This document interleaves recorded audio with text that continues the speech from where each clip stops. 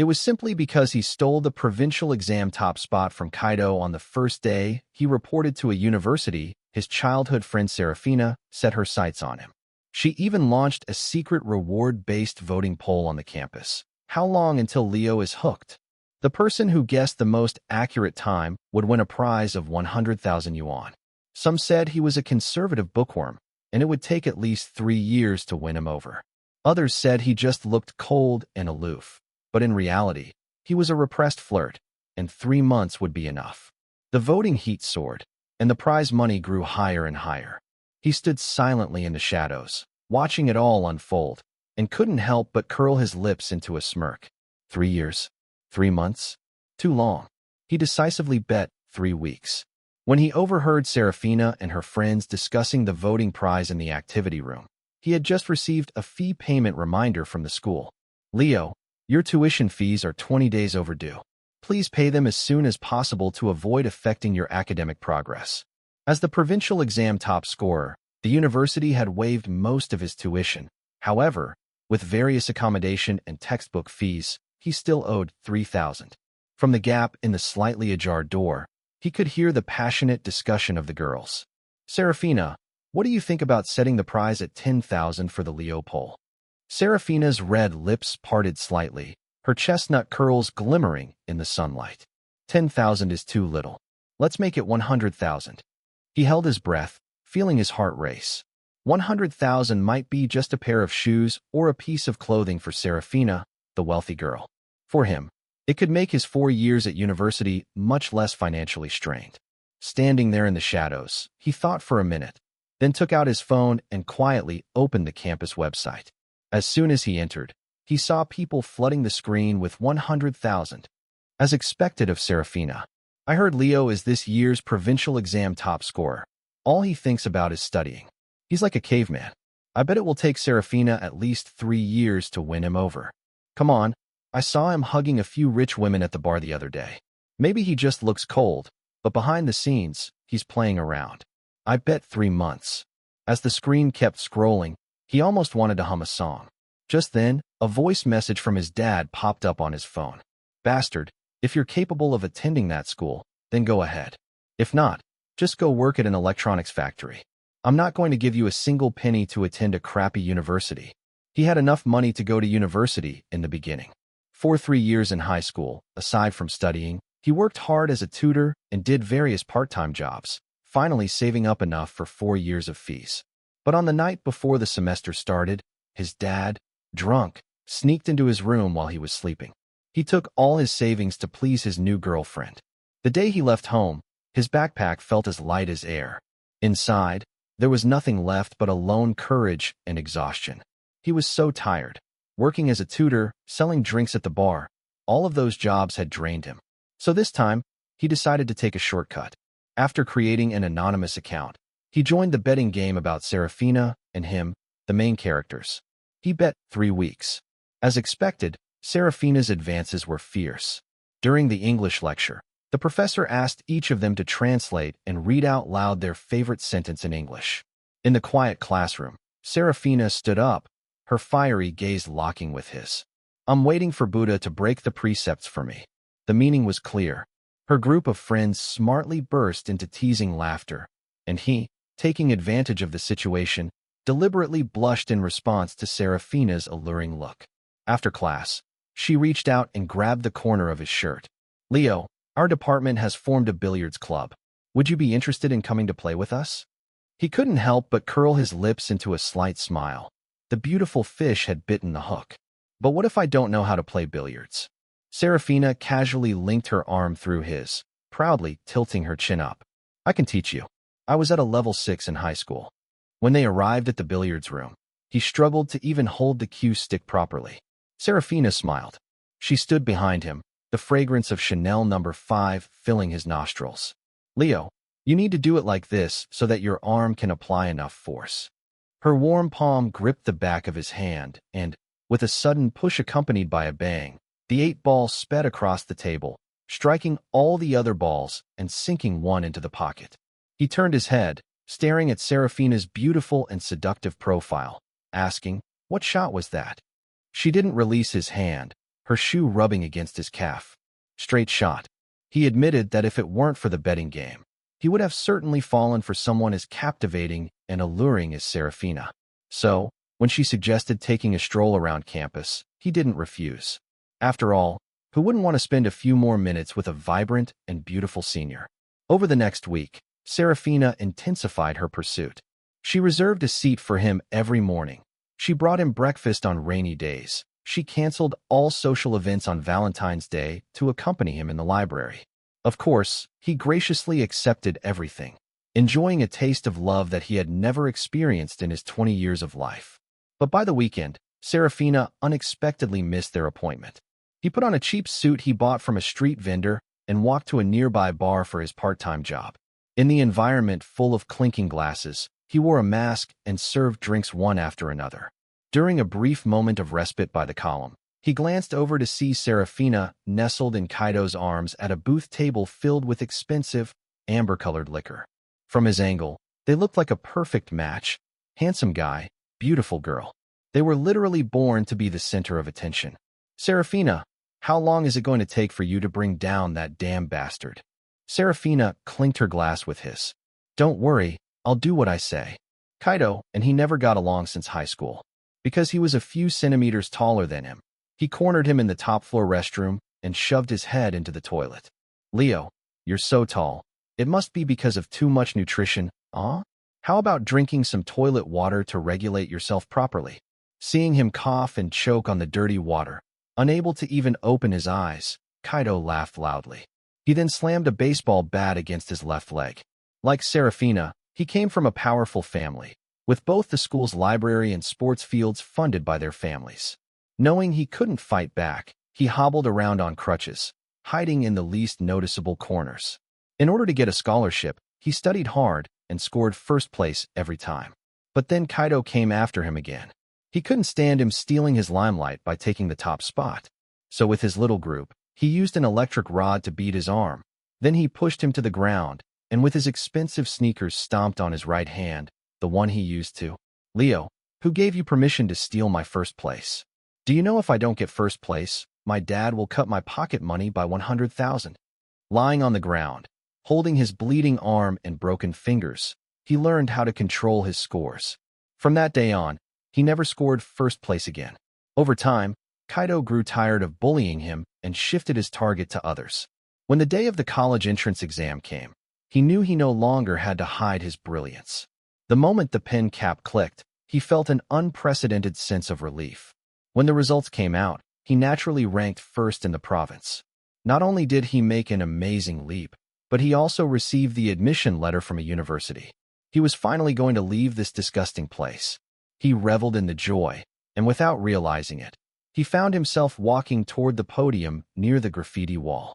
He could vaguely hear a conversation between a man and a woman. It's all because of Leo. That bastard quietly stole my provincial top spot, making me miss a university and preventing me from attending the same school as you. The feeling of watching the defeated loser squirm was so satisfying, it made his scalp tingle.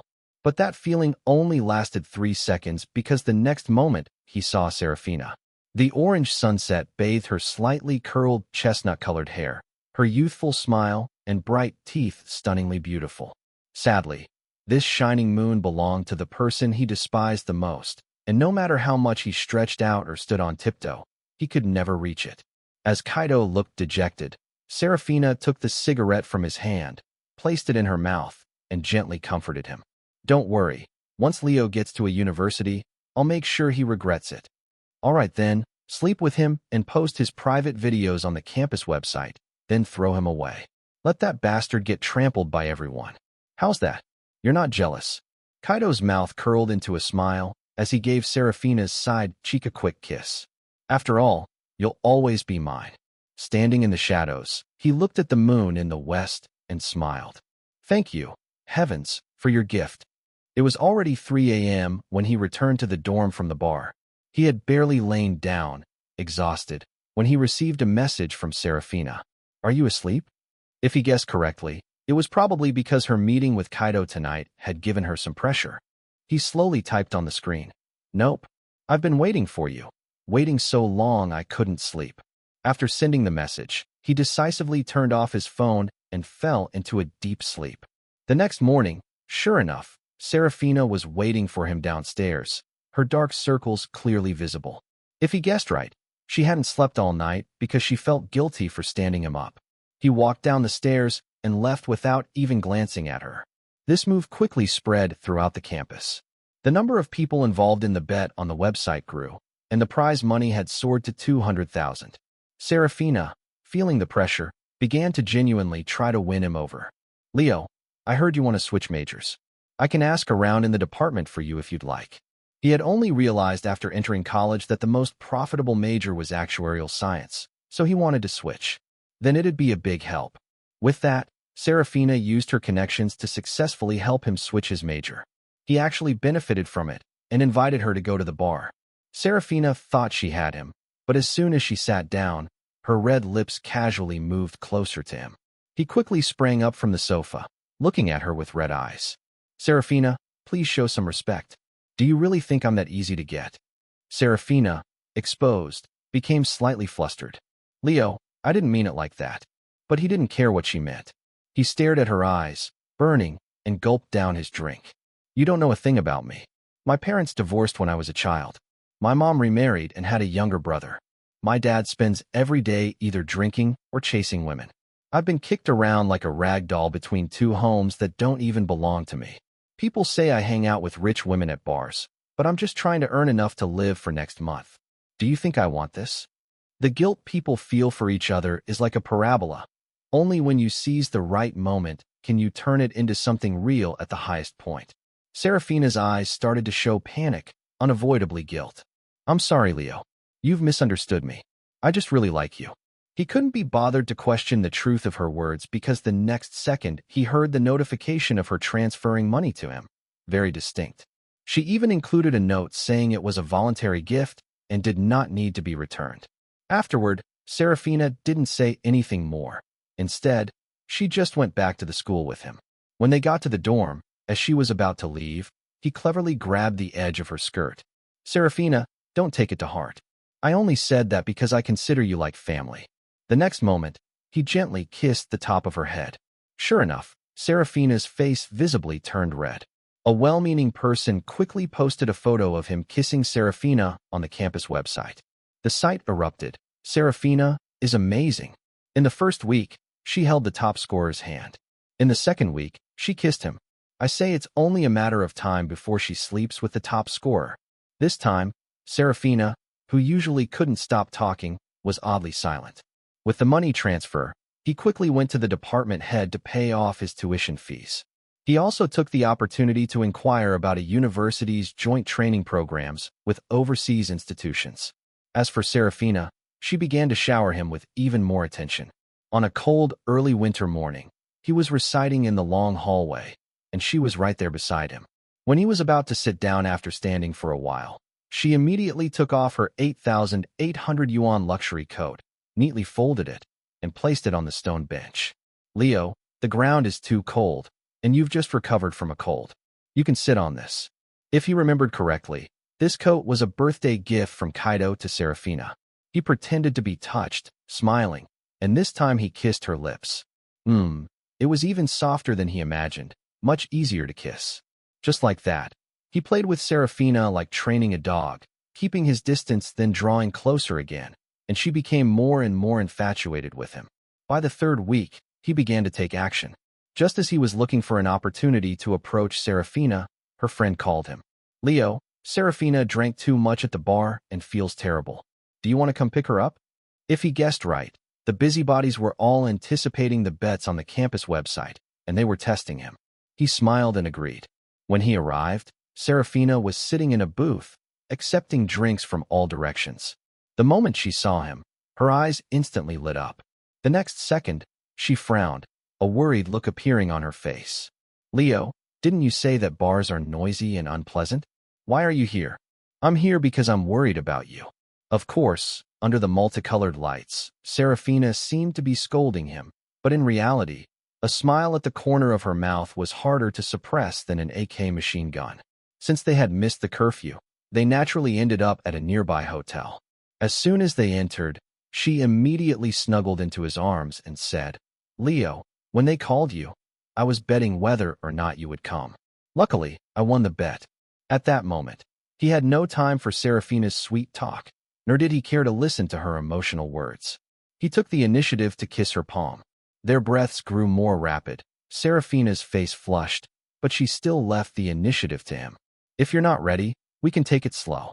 He extended a finger and blocked her beautiful smile and lips. "No, it has to be today."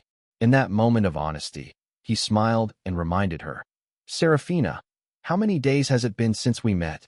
The 21st day.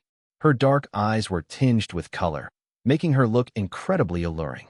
And just like that, Serafina fell, and he at last reached the high, unattainable moon. Sex was the shortcut to rapidly heating up a relationship. From that day on, Serafina became possessive, even developing feelings that she hadn't noticed herself. Kaido, who had been playing with fire, began to feel a sense of crisis. "Serafina, when are you going to dump him?" Serafina hesitated for a moment, her gaze shifting away. "What's the rush? It won't be too late to make a move once he's completely in love with me." Meanwhile, there was news about the overseas joint training program he had been inquiring about.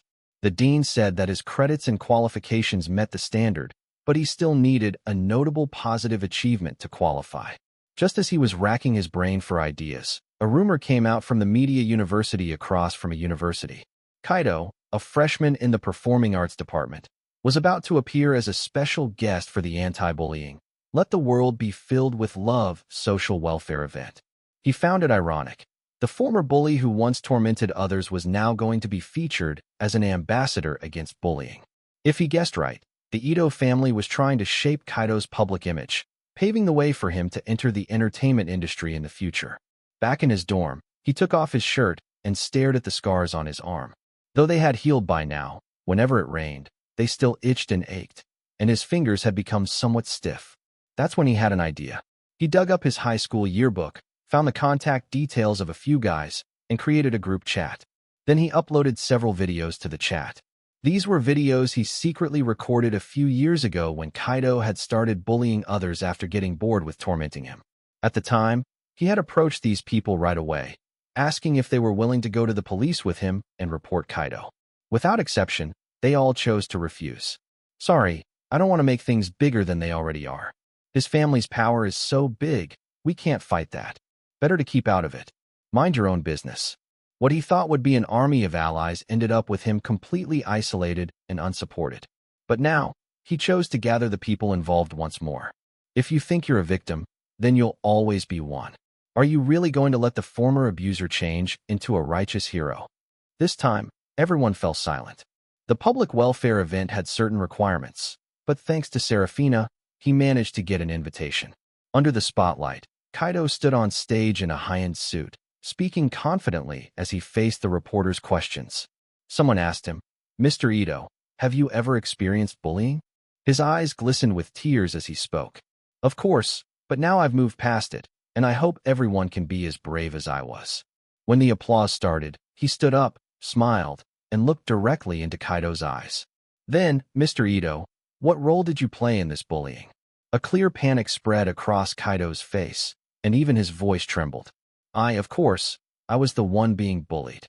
He smiled and handed a USB drive to the nearby staff, saying, "Then let's all witness this together." The big screen suddenly lit up, and familiar images began to play. "Leo, how does the toilet water taste? Isn't it delicious? Isn't it just wax dripped on your leg? Why are you crying? Who allowed you to take first place? Did you get permission from your dad?" The crowd below was shocked, murmuring to each other. What? The anti-bullying ambassador is actually a bully himself? This world is too crazy. Kaido almost collapsed, screaming like a madman. "This is fake. It's all fake. This is AI synthesis. Someone's framing me." Just then, the doors to the venue opened again. All the people who had been bullied by Kaido walked in and stood with him. He took the microphone from the nearby reporter and said slowly, "We stand here today to reveal our scars because we want justice to triumph over darkness, and we hope everyone will never forget that the ultimate goal of criminal law is to punish crimes and protect the people."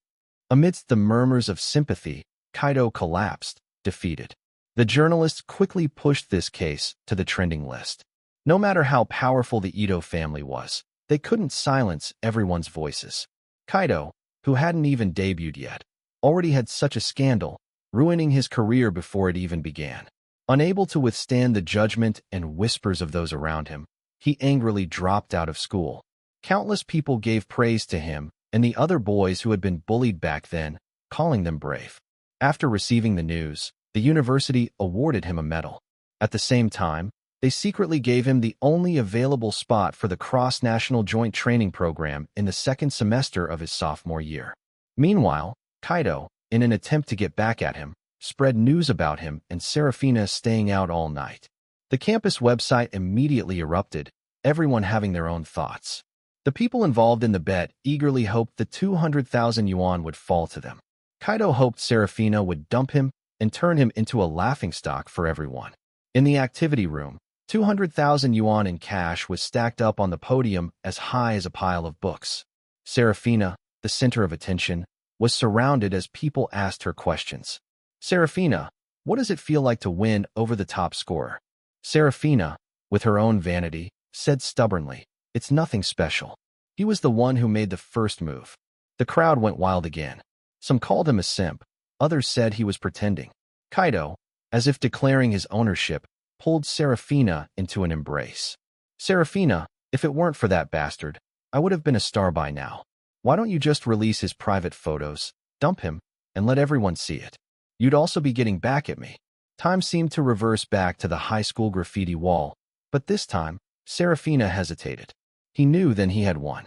What he wanted was never pure affection, but rather this moment of chaos, this wrong note that had been played. Seraphina awkwardly pushed Kaido away and deliberately changed the subject. Everyone's been waiting for so long. Don't you think it's time to reveal the final winner of the bet? Upon hearing this, everyone eagerly moved forward, pushing Kaido into a corner. After receiving Seraphina's approval, the person who started the bet began revealing the answers one by one. Lisa, 45 days, pass. Marco, 30 days, pass. Kevin, 25 days, though very close, still pass. As the time grew shorter, the crowd couldn't help but start discussing. What's going on? Seraphina actually managed it in less than a month. Looks like our top scorer is just a pure little boy after all. The organizer read out the final vote. Buddha, 21 days. Seraphina paused and clapped her hands. That's right, the correct answer is 21 days. A deafening cheer erupted from the crowd, everyone guessing who Buddha could be. When no one claimed the title for a while, people began to wonder if there was some kind of conspiracy. He slowly pushed open the door to the activity room and walked in with a smile. Buddha, that's me. Everyone froze in place, including Seraphina. Leo, how did you get here? He admired her stunned expression, shaking the backpack in his hand as he replied, of course, to claim my prize. A wave of whispers rippled through the crowd, with people calling him scheming or saying he would stop at nothing to win. Essentially, they were all just jealous. Jealous because they hadn't won the 200,000 yuan, and jealous because Seraphina hadn't chosen them. He walked up to the podium, bracing himself on the desk, looking down at everyone in the crowd as he spoke. Everyone, quiet down. I'm here to announce two things. First, I'm the final winner of the bet, and I've secured this 200,000 yuan. Second, he paused, his hand stopped from putting the money into the bag, and he looked at the bright-eyed girl standing below the stage. Seraphina, you've been dumped. Some tried to stop him, some shouted insults, but he wasn't afraid. He looked them in the eyes and sneered. Everyone, if I were to meet an unfortunate accident because of this ridiculous bet, you'd all be accomplices. But now that I've won, all of you, including Seraphina, are my defeated foes, my trophies. And trophies have no right to speak at the table. With that, the crowd fell silent, slowly parting to make way for him. Just as he was about to leave through the door, Seraphina's trembling voice came from behind. Leo, in these 21 days, I've done so much for you. Don't you feel even a little bit of affection? He cut her off directly. No. So you and I got together, and the night we set the date, it was all just to win this bet? This time, he didn't deny it. Looks like you're not as stupid as I thought. Realizing that she had been the one played, Seraphina slumped into the chair. Kaido shook her shoulders, letting out an impotent roar. Serafina, wake up. I'm your boyfriend. With the 200,000 yuan, his college life was finally no longer a struggle. He had more free time to study, attend academic research conferences with his professors, and while growing his skills, he made a few close friends who shared the same ambitions. In this bold age of trying and doing, he took that 200,000 yuan and, together with his friends, formed a team and started a small company in partnership with the university's Corporate Cooperation Center. They began designing insurance products and pricing strategies for less established insurance companies. This not only honed their teamwork abilities, but also was far easier and more profitable than his part-time bar job. The moon hung low in the sky, and it was already 2 a.m. He closed his laptop, stretched, and was about to leave the project center and head back to the dorm when Serafina pushed open the door and walked in, holding a still warm bowl of seafood porridge. Leo, I came to apologize. I shouldn't have used such a disgusting bet to hurt you. But he didn't think the bet was disgusting. After all, it had provided him with the 200,000 yuan in project startup funds and brought him within reach of the moon. Leo, I've come to realize my feelings. I like you. Let's clear up the misunderstandings and start over, okay? He stirred the seafood porridge she brought, giving her a half-smile as he said, Why bother, Serafina? There are no misunderstandings between us, and there's nothing to fix. Let's each stay in our own lane. Never cross paths again. That's the best form of reconciliation. He meant what he said. He spent his days studying, working on projects, and preparing to study abroad in the future. Naturally, he didn't have time to play the love games with a rich second-generation girl like Serafina. As he looked up, he suddenly caught sight of Kaido standing behind the glass wall, eavesdropping. Apparently, he had been chasing after Serafina lately, unable to get rid of her, no longer carrying the arrogance he once had. So when Serafina asked him whether he would have been with her if not for that ridiculous bet, he quickly changed his approach. He switched his answer from no to yes. Serafina, if it weren't for the bet, if you didn't have a boyfriend, I would really be with you. These words gave Serafina hope, and her eyes instantly lit up. Leo, I don't have a boyfriend. The Ito family and my family have been close for a long time. I've just been treating Kaido like a brother. He didn't care whether her words were true. He only wanted to take everything from Kaido and watch him collapse, suffer. Kaido, who had indeed been eavesdropping, punched the glass wall hard. Serafina, don't listen to him. He's just saying that on purpose, playing with you like a dog. Huh, men really understand other men. Seeing the regret on Serafina's face gave him great satisfaction, because his goal was to give her hope, to make her live in that what if for the rest of her life. Through the thin glass wall, this time Serafina didn't listen to Kaido. Stop it, okay? If you hadn't forced me to make this bet, Leo and I would have been together by now. This was undoubtedly the last straw that broke the camel's back. Kaido was furious, and he made a move as if he were going to charge through the glass door to confront him. Leo was quick to react, grabbing the electronic lock on the desk and pressing it just as Kaido was about to burst through. The glass door slowly closed, trapping him outside. Perhaps to make a statement and distance herself from Kaido, Serafina spoke again. Leo, I apologize on behalf of Kaido. I'm a year ahead of him, so I never knew he would act so badly at school. Don't worry, I've cut all ties with him, and my family has distanced themselves from his. It's him who's been stubbornly following me around. He smiled, not bothering to expose her clumsy act. If she didn't know what kind of person Kaido was, how could she have agreed to that bet in the first place? At the core, they were the same kind of people. Before the second semester of his sophomore year began, the insurance products their small company designed were successfully launched, and the 200,000 yuan had multiplied tenfold. Countless nights working late into the evening finally paid off. He was walking across campus, happily humming a tune, contemplating whether he should bring extra bottles of hot sauce or a few packs of spicy snacks before heading abroad to study. Suddenly, someone grabbed his hand. He turned around to see Serafina, whom he hadn't seen in a long time. Probably from searching for him, a thin layer of sweat appeared on her attractive nose. Leo, I have a surprise for you. Seeing her acting mysteriously, he became a bit interested. What is it? She took out her phone and opened a website.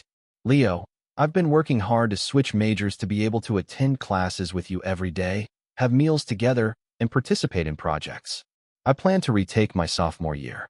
He couldn't believe Serafina was so obsessed with love. He chuckled. Serafina, give up. You'll never be able to keep up with me. Seeing her confused expression, he showed her his study abroad confirmation. When you made the bet with me, I already secured my prize. When you decided to switch majors to be with me, I had already secured the only study abroad spot in the department.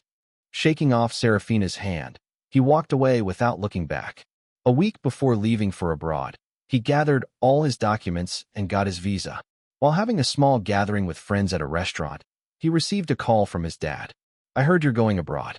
I haven't seen you in so long. I miss you. Could you come back and visit me? Human hearts are made of flesh.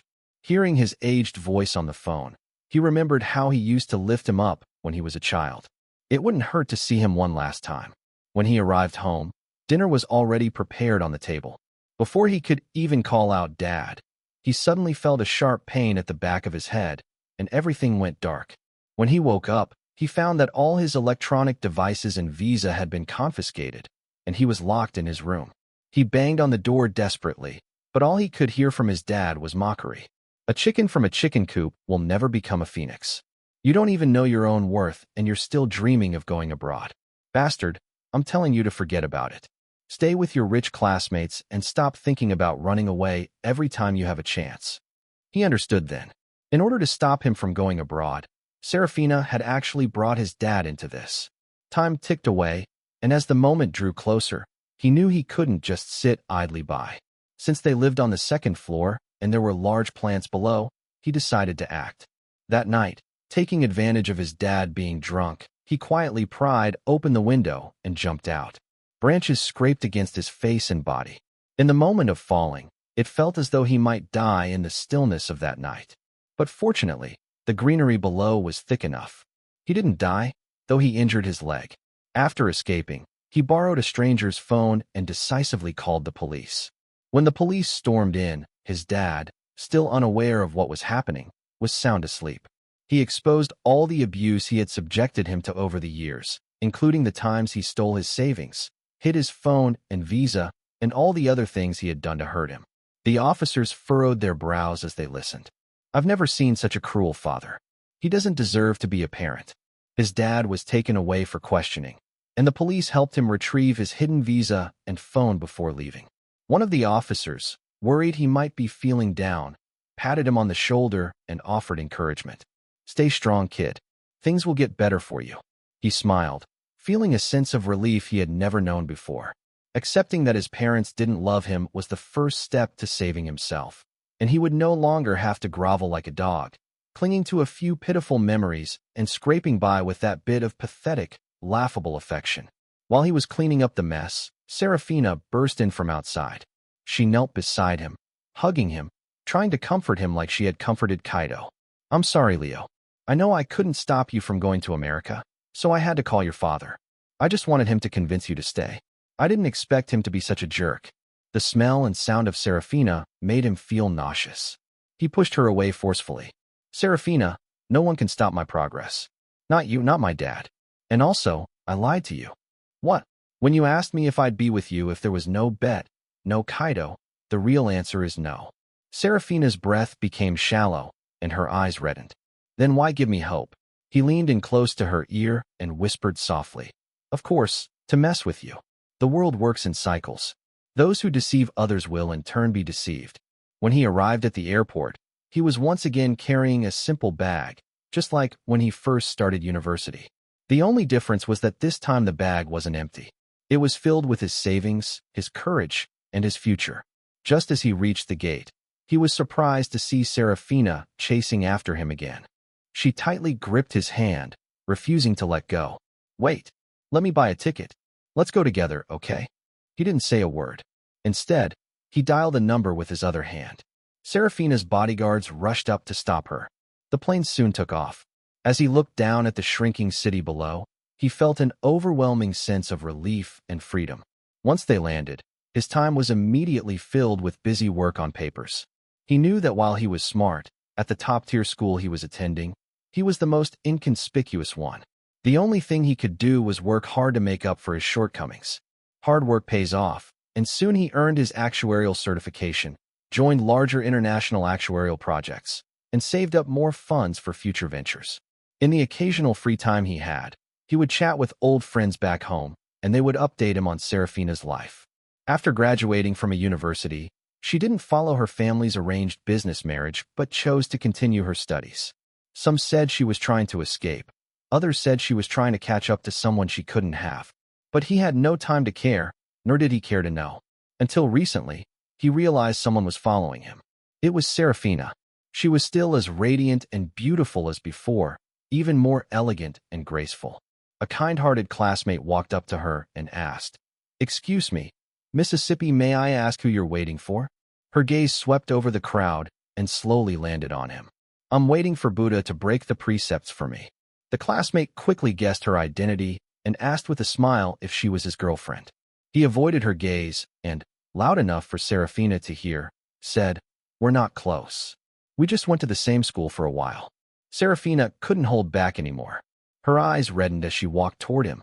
The classmates, sensing the tension, quietly left, leaving just the two of them in the hallway. "Leo," she broke the silence. "All these years, I've always considered you my goal. For you, I even got into the graduate program at this university. I'm here to be with you now." Time seemed to rewind, and it felt like they were back in their home country when Serafina had said she was changing her major for him. But this time, she was a step too late. "I'm sorry, Serafina. I've already finished my studies and received my degree. I'm going back to start a business soon. And don't you think this game of you chasing me and me running away is really boring?" She could no longer hold back her tears, which fell down her face as she spoke. "But I don't want to miss you, and I'll never meet someone like you again." Such heartfelt words didn't move him, nor did they resonate with him. "Serafina, that's because your vision is too narrow. When you reflect on this, you'll realize I'm nothing special. Anyone can live without anyone, but the key is to learn to let go of yourself." He returned to his home country with a wealth of knowledge and an even fuller entrepreneurship fund. The partners from his college days had been keeping their small company running, waiting for him to return and inject fresh energy. 3 years later, after several rounds of funding, their small company, which used to have only 5 employees, had grown into a team of thousands and successfully went public. He began appearing frequently on major financial magazines. His mother, who hadn't contacted him in years, suddenly reached out to complain, "Your brother is useless and keeps getting into fights. What should I do? Your stepdad is treating me worse and worse. He even refuses to give me money for groceries." After listening to her 60-second voice message, he didn't have the patience to hear it all. He simply blocked and deleted her, giving up on communication with his parents, abandoning empathy with his mother, distancing himself from his father, letting go of pride and suffering, and no longer feeling shame for his happiness. These were all lessons he had to learn growing up in a traditional East Asian family. The sunlight poured in through the floor-to-ceiling windows. The rain, which had been pouring for half a month, finally stopped, and his once damp life, lasting for 30 years, had finally waited for the rain to cease and the sunshine to arrive.